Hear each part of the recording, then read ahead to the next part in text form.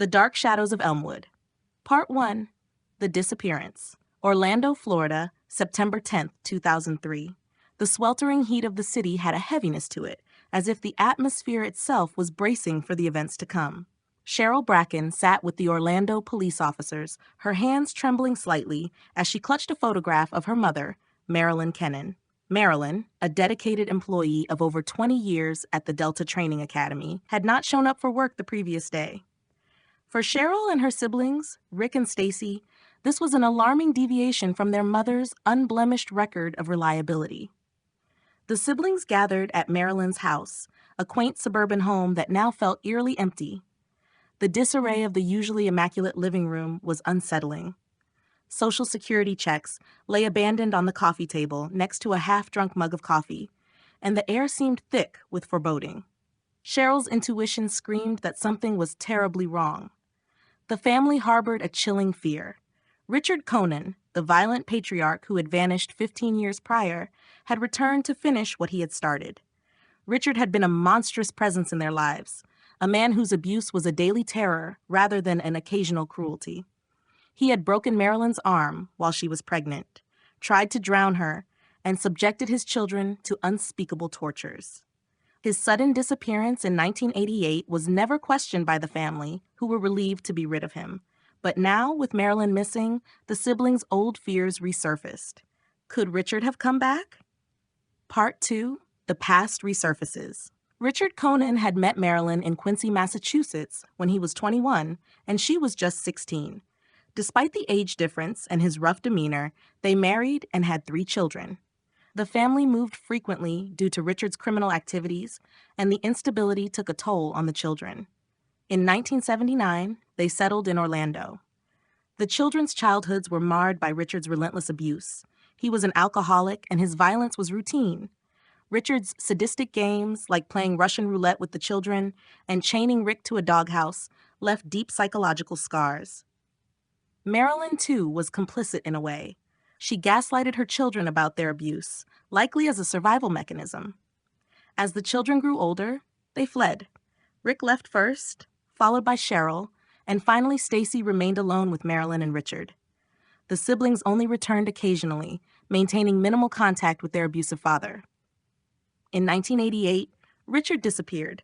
The family never reported it, fearful that he might return. Marilyn and the children began to rebuild their lives. Marilyn pursued her education and career, blossoming in the absence of her tormentor. Stacy and Cheryl found happiness and stability, while Rick struggled but managed to get by. Part 3. A Disturbing Discovery. When Marilyn went missing, the police initially saw no signs of forced entry or foul play, but the siblings' fear of Richard's return led them to delve into the past. Marilyn had told her sisters that Richard was in a Florida jail, yet his Social Security checks kept coming, which Marilyn cashed. This discrepancy raised questions.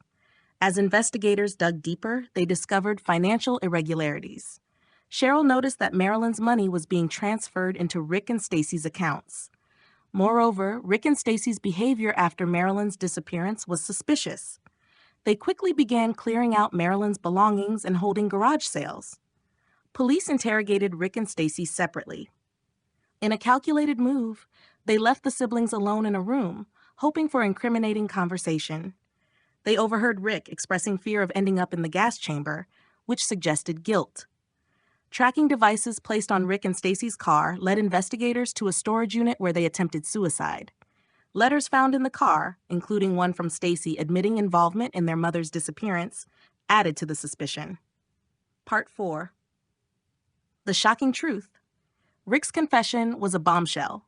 He admitted to killing both his parents. In 1988, he had shot his father while he slept, disliking him intensely. He buried Richard in the backyard. 15 years later, Rick and Stacy planned and executed their mother's murder to gain her inheritance. They suffocated Marilyn, buried her in Stacy's backyard, and continued living their lives. Stacy's involvement was harder to prove, but her suicide letter and behavior after Marilyn's disappearance were damning. Both siblings were arrested, and Rick agreed to testify against Stacy for a lighter sentence. Part 5. The Trial. The trial in 2010 was a spectacle. The prosecution painted Stacy as a willing accomplice, while the defense argued she was a victim of her brother's manipulation.